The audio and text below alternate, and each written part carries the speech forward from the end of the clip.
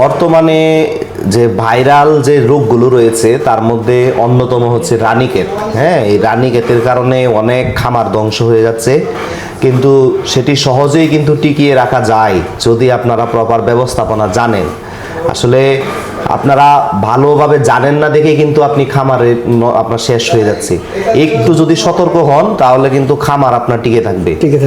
এখন যে জিনিসটি সবার আগে জানতে হবে যে আপনি যদি একটি খামার করেন তাহলে অবশ্যই আপনাকে পরিকল্পনা নিয়ে আগাতে হবে। যদি পরিকল্পনা না থাকে তাহলে খামার কিন্তু আপনার ধ্বংস হবে। বিশেষ করে রানীক্ষেতের ক্ষেত্রে আপনাকে প্রথমে জানতে হবে যে রানীক্ষেতের কিন্তু ভ্যাকসিন রয়েছে। হ্যাঁ, এই ভ্যাকসিনের দুইটি নাম হচ্ছে, একটা হচ্ছে BCRDB আর একটা হচ্ছে RDB।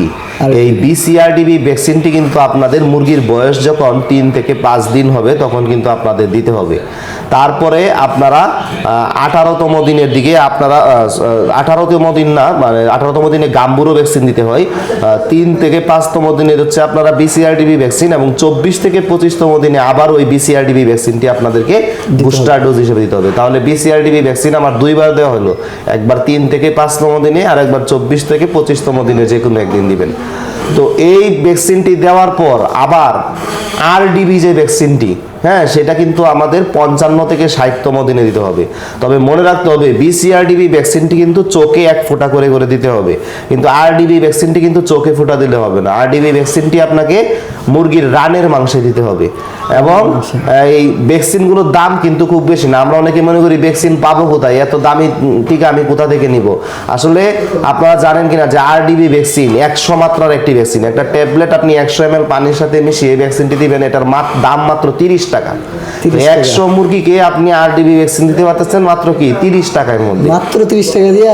হ্যাঁ, এটা আপনি উপজেলা প্রাণী সম্পদ যে অফিস সেখানে গেলে কিন্তু আপনি এই ভ্যাকসিনটি পেয়ে যাবেন। হ্যাঁ, তাহলে এত কম দামে সরকার আপনাদেরকে সহযোগিতা দিচ্ছে, কিন্তু আপনারা না জানার কারণে আপনারা কিন্তু ভ্যাকসিনটি দিচ্ছেন না। যদিও বলা হয়ে থাকে যে সরকার থেকে যে RDB ভ্যাকসিনটি আপনার 55 থেকে 60তম দিনে মুরগিতে দিলে আর 6 মাসের মধ্যে মানে তার কিছু হবে না, কিন্তু আসলে ফিল্ড এক্সপেরিমেন্টে দেখা যায় 2 মাস পর পর এই ভ্যাকসিনটি আপনারা যদি আবার দেন তাহলে মুরগিগুলো সুস্থ থাকবে বেশি। অর্থাৎ 55 থেকে 60তম দিনে আপনারা RDB ভ্যাকসিনটি দিবেন এবং তার 2 মাস পরে আবার আপনারা RDB ভ্যাকসিনটি দিবেন। প্রতি 2 মাস অন্তর অন্তর এই ভ্যাকসিনটি দিয়ে যাবেন, তাহলে দেখবেন যে আপনার খামারে রানীক্ষেত রোগটি এত আসবে না। আর যদি তারপরেও দেখা যায় যে না আমার খামারে রেগুলার বেসিসে RDB দেখা দিচ্ছে, তাহলে আপনার ম্যানেজমেন্টে বিভিন্ন প্রবলেম থাকতে পারে। আপনার ম্যানেজমেন্ট আপনাকে ঠিক করতে হবে।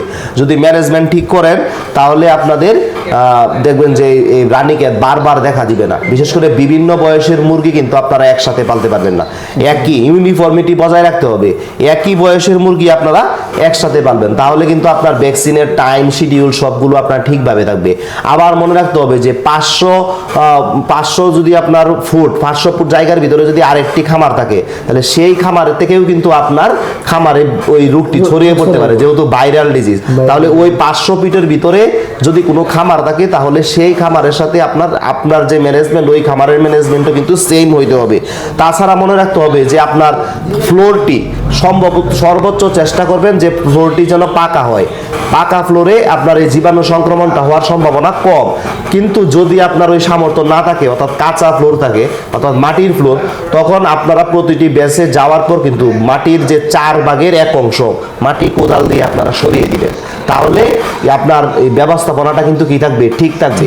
আর লিটার ম্যানেজমেন্ট, যেটা আপনারা মুরগির যেটা আপনার লিটার বলি, সেটা কিন্তু খুব ইম্পর্টেন্ট। সেটা কখনো ভেজা রাখা যাবে না, এবং লিটারটা উল্টিয়ে দিতে হবে।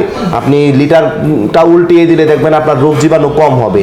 আবার মনে রাখতে হবে প্রথম 10 থেকে 15 দিন অবশ্যই তুষ ব্যবহার করতে হবে লিটার হিসেবে। এই জিনিসগুলো আপনাদের মেনটেন করতে হবে। ব্রুডিং ভালো করতে হবে। হ্যাঁ, বারবার যদি আপনার এখন দেখা যায় যে রানীক্ষেত ভ্যাকসিন দেওয়ার পরে অনেকেই বলে যে আমার তো কমার্শিয়াল ফার্ম 1000 থেকে 2000 মুরগি রয়েছে, তো তারপরেও আমি দেখা যাচ্ছে যে রানীক্ষেত হচ্ছে। আসলে খামারের সকল ব্যবস্থাপনা ঠিক থাকলেও আপনার বছরে 1 বছরে 2 বছরে দেখা যাবে কখনো না কখনো আপনার রানীক্ষেত আপনার খামারে এসেই পড়তে পারে, কারণ আশেপাশের খামার আছে। হ্যাঁ, এই খামার থেকে আপনার এই রোগটি ছড়িয়ে যায়। তখন যদি আপনার এরকম হয় তাহলে আপনার মনে রাখতে হবে যে আপনার যে বিশেষ করে আমাদের পর্দা ব্যবস্থাপনা, আমরা অনেকে কি করি উপর থেকে নিচ থেকে পর্দা টানাই, কিন্তু এই জিনিসটি করা যাবে না। মনে রাখতে হবে নিচ থেকে আমাদের উপর থেকে পর্দা টানাতে হবে। হ্যাঁ, এটা খুবই ইম্পর্টেন্ট। আর নিচ থেকে টানানোর পর আরেকটা কথা মনে রাখতে হবে যে আমাদের যে মানে ওয়াল আছে, মানে উপরের দিকে যে ছাদটা, সেখানে অল্প অল্প ফোঁটা রাখতে হবে। কেন ফোঁটাটা রাখবো? যেন আমি এই ফোঁটা দিয়ে আমার অ্যামোনিয়া গ্যাসটা যেন কি হয়ে যেতে পারে, বের হয়ে যেতে পারে। আমার এই যে লিটারের কারণে যে অ্যামোনিয়া গ্যাসটা হবে সেটা যেন সহজেই বের হয়ে যেতে পারে। আর মনে রাখতে হবে যে বাচ্চাকে যখন আপনারা ব্রুডিংয়ে নেবেন, এই ব্রুডিংয়ে নেওয়ার আগে কিন্তু MA-Clone 30 একটা টিকা পাওয়া যায়।